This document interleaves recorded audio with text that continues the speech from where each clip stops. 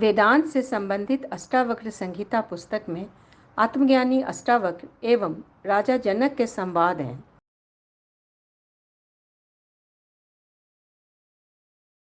अब मैं अष्टावक्र संहिता के अंतिम 2 अध्यायों का पाठ करने जा रही हूँ।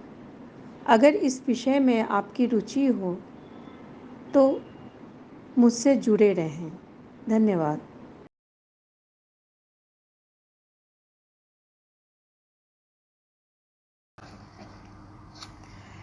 उन्नीसवें अध्याय में, अष्टावक्र संहिता के 19वें अध्याय में राजा जनक अपने गुरु श्री अष्टावक्र जी को अपने आत्मबोध की स्थिति के बारे में बताते हैं कि हृदय तल से उठे हुए सत्य एवं ज्ञान की कौंध के द्वारा उनके अंदर स्थित अज्ञानता का मानो शल्योद्धार हो गया है, यानी कि अज्ञानता मिट गई है, उन्हें आत्मबोध हो गया है।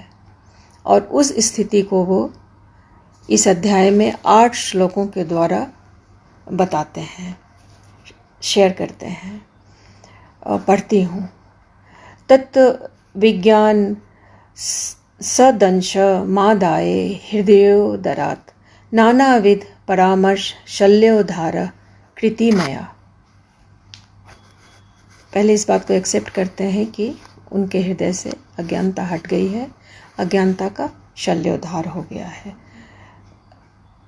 क्व धर्म क्व च वा काम क्व चार्थ क्व विवेकिता क्व द्वैतम क्व च वा द्वैतम स्वमदिति स्थितस्य में क्व भूतम क्व भविष्यदा वर्तमानपि क्व वा क्व देश क्व च वा नित्यम स्वमहिमन्नि स्थितस्य में क्व चात्मा क्व च वनात्मा क्व शुभम क्वाशुभम तथा क्व चिंता क्व च वा चिंता स्वमहिमन्नि स्थितस्य में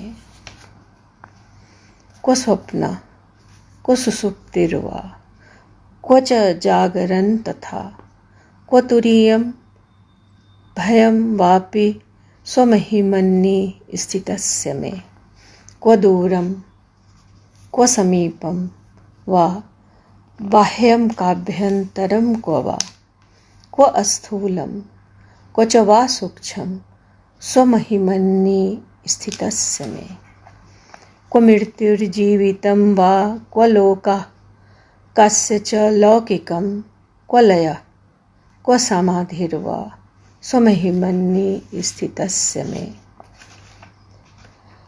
अहं त्रिवर्ग कथया योगस्य कथयाप्यलम्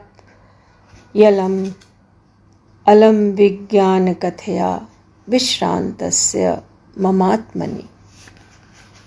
आत्मबोध का अनुभव कर लेने के बाद जनक जी कहते हैं कि त्रिवर्ग कथा बेज़रूरत है, योग भी नहीं, विजडम भी नहीं। आत्म में लय हो जाने के बाद कोई भी बात, किसी भी बात की कोई ज़रूरत नहीं रह जाती, कोई भी बात किसी काम का नहीं रह जाता।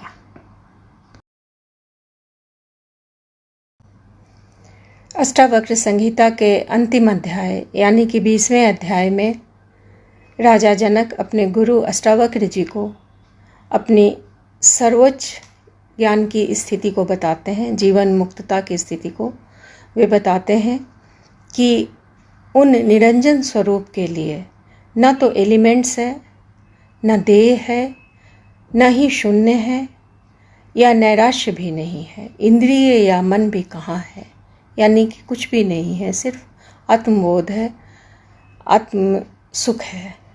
इस अध्याय में 14 श्लोक हैं, पढ़ती हैं। क्व भूतानि क्व देहो वा केन्द्रियाणि क्व वा मनः क्व शून्यं क्व च नैराश्यं मत्स्वरूपे निरंजने क्व शास्त्रं क्वात्मविज्ञानं क्व वा निर्विषयं मनः क्व तृप्ति क्व वितृष्णत्वं गतद्वन्द्वस्व मे सदा। क्व विद्या क्व च वा विद्या काहं क्वेदं मम क्व वा क्व बन्धः क्व च वा मोक्षः स्वरूपस्य च रूपिता। क्व प्रारब्धानि कर्माणि जीवन्मुक्तिरपि क्व वा क्व तद्वि देहकैवल्यं निर्विशेषस्य सर्वदा। क्व कर्ता क्व च वा भोक्ता निष्क्रियम् अस्फुरन्नं क्व वा कापरोक्षं फलं वा क्व निस्वभावस्य मे सदा। क्व लोकः मुमुक्षुर्वा क्व योगी ज्ञानवान् क्व वा क्व बद्धः क्व च वा मुक्तः स्वस्वरूपे हम द्वे। क्व सृष्टि क्व च संहारः क्व साध्यं क्व च साधनं क्व साधकः क्व सिद्धिर्वा स्वस्वरूपे हम द्वे। क्व प्रमाता प्रमाणं वा क्व प्रमेयं क्व च प्रमा क्व किंचित क्व न किंचिद्वा सर्वदा विमलस्य मे। क्व विक्षेपः क्व चैकाग्रः क्व निर्बोधः क्व मूढता क्व हर्ष क्व विषादो वा सर्वदा निष्क्रियस्य मे। क्व चैष व्यवहारो वा क्व च सा परमार्थता क्व सुखं क्व च वा दुःखं निर्विमर्शस्य मे सदा। निर्विमर्शस्य मे सदा। क्व माया क्व च संसारः क्व प्रीतिर्विरति क्व वा क्व जीव क्व च तद्ब्रह्म सर्वदा विमलस्य मे। क्व प्रवृत्ति निर्वृत्तिर्वा क्व मुक्ति क्व च बन्धनं कूटस्थ निर्विभागस्य स्वस्थस्य मम सर्वदा। स्वस्थस्य मम सर्वदा। क्वोपदेशः क्व वा शास्त्रं क्व शिष्य क्व च वा गुरु क्व चास्ति पुरुषार्थो वा निरुपाधिः शिवस्य मे। क्व चास्ति क्व च वा नास्ति क्वास्ति चैकं क्व च द्वयं बहुनात्र विमुक्तेन किंचिनो तिष्ठते मम। अंत में राजा जनक पूर्ण आत्मबोध के शिखर पर कहकर स्वीकारते हैं कि ना तो एग्जिस्टेंस है ना ही नन एग्जिस्टेंस, ना तो यूनिटी है ना ही ड्यूलिटी। ऐसे में अब कहने के लिए क्या है, यानी कि कुछ भी नहीं। जीवन मुक्ति की इस उच्च अवस्था में पहुंचकर विदेह राज जनक मानो स्वीकारते हैं अहम ब्रह्मास्मि।